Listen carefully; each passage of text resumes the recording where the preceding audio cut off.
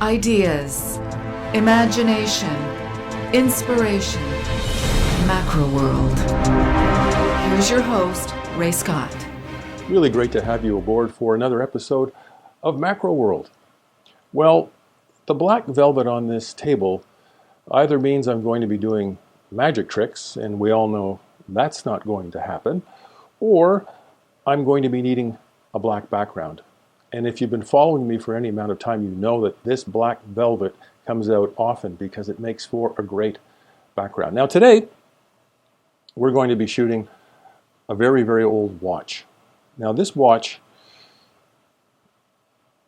came to me from my father, which came to him from his father. It's from around somewhere between 1895 and 1905, so it's really, really old. It's got a really, really nice face. They made watches so beautifully back then.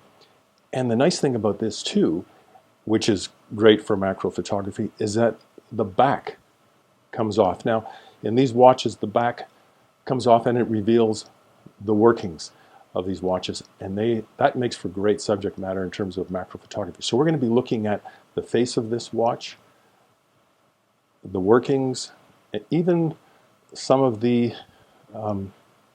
gold plating and some of the work that's done on the watch itself. They're really, really beautifully detailed, and they make for great subjects. So you may have something like that hanging around your house. You may know somebody who has something like this, or maybe you pick up something like this at a flea market or whatever.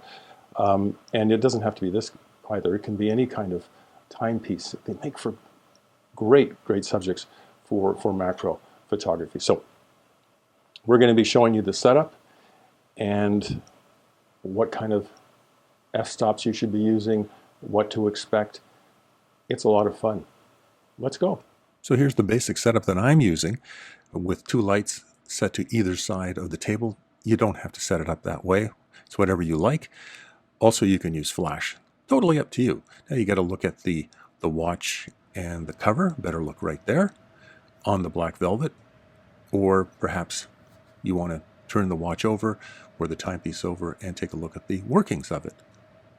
So now that we've seen the setup, our first attempt is to show you the face of the watch and also the cover of the watch at the same time. Now, I think it's pretty obvious that the face is beautiful. I mean, look at the coloration. Look at the gold leaf. It's beautiful. But look at the cover of the watch. It's beautiful too. The way it's put together, the intricate detail. Now, in order to capture the intricate detail on the cover and also to make sure that the watch face was clear as well, I was using an aperture of f/22. Here we move in a little bit closer. We want to isolate the face of the watch. Now, from a compositional standpoint, you'll notice that the 12 is up on the left-hand corner and the top left-hand corner, and I've got that small little second-hand watch down below, and that's in there too. So you have all of that, plus you have the flowers. To me, it's fabulous. You've also got the 9 and the 3 included as well, but we're in really close now, okay? And that's at f/16, this shot, because everything's pretty flat, but I just wanted to make super sure that everything was in focus. Now we go to the back of the watch and we look at the works of the watch. Look at that. You've got all the detail. You've got the inscriptions. You've got numbers. You've got the gears. You've even got some color, a little bit of blue in there. It is magnificent. But you'll see here, and this was shot at f/22, you can see the edges, you can see that there's a little bit there, which I didn't really want, but I wanted to show you all of the workings of the watch. But let's move in closer for this next shot at f/11. And now you get to see right in there. You can see all of the works and what's going on. Now we pull back just a little bit, and this is where that black background, that black velvet comes in really, really handy, because what I wanted to create was something that was a little bit different. So I turned the watch on its side and I opened up the back of the watch to work, one, as a stand for the watch, but also to create that a little bit of a compositional element to it. all right? And you can see it coming in through all that black. But I basically wanted it to be black with that watch sitting on its side and then a little bit of the back showing up. All right, shot at f/22. But let's move in a little bit closer.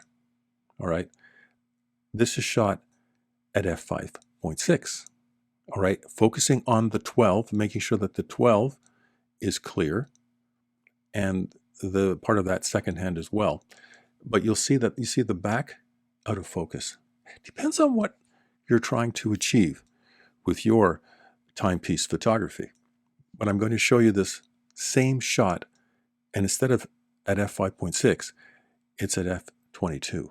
And here's the difference. See the back and the watch, everything is a little bit more in focus. Not perfectly in focus, but mostly in focus. Compare it again. 5.6, f/22. Just to give you an idea of the variation of it. Now, we were talking about the cover. Look at that. The detail. I mean, whoever made this up, I mean, it's just, everything has been thought of. Again, the black background comes into play here. It just really, really sets this thing off, right? But if you want to get in closer and see what's going on, you can do this, all right? Now look at that. You can just see everything, even scratches in it, because it's so old. It's in remarkable shape considering how old it is. But look at the detail. Just incredible. f/22 again. This one didn't really work. What I was trying to do was show you the workings of the watch, and with the back up, the cover up, and then a reflection in it. Something? It just did not. It just looks dirty. I mean, it looks like everything needs a good bath or something. But it's not really what I wanted. But I wanted to show you this because as an attempt to try something different. All right.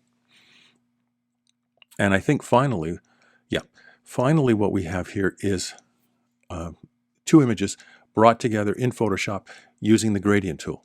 All right, so it shows you the inner workings and it shows you the face at the same time. All right, and I used a gradient tool in Photoshop to blend the two images together to give you a sense of what's going on inside and a sense of what's going on outside on the face of the timepiece.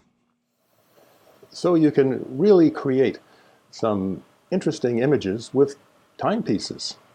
Until next time, I'm Ray Scott, reminding you to shoot small, but think big.